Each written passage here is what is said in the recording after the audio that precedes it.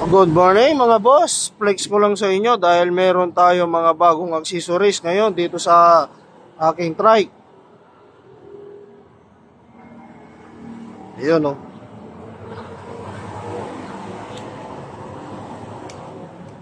Ayan o.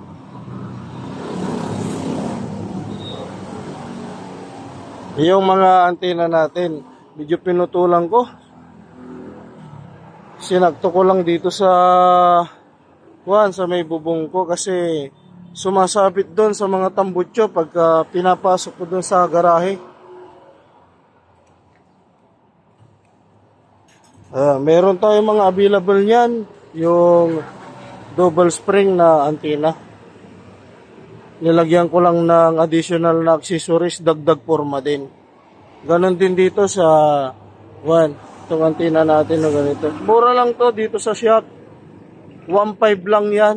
Pre-install na. Kung gusto nyo rin magdagdag ng accessories na ganito, ito mga clamp na to. Meron tayo dito sa shop. Mura-mura lang yan. Clamp, meron din.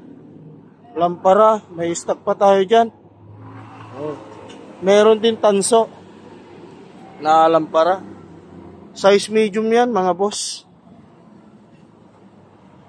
Tapos, yung transformer, dati na yan, yung logo na yan. Tagal na yan dyan.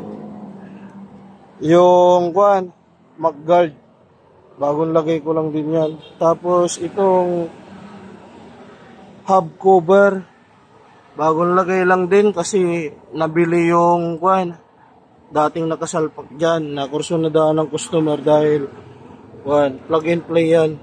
Nilagyan natin ng mga tornilyuhan para matatag, pinasadya natin. At nag-iisa lang yan yung large na lampara ko. Tapos nilagyan ko ng bracket dito.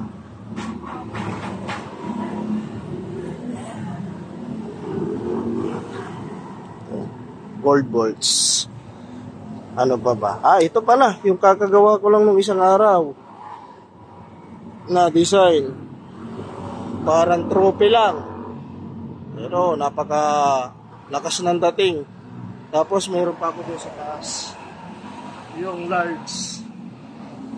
Dalawa lang ginawa ko.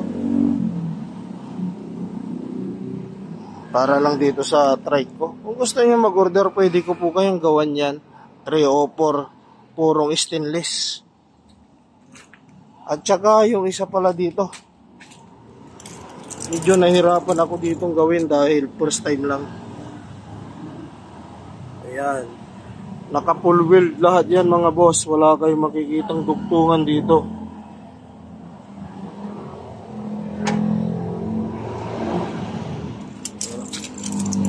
Wala dito sa sprocket cover hanggang doon sa whole chain cover.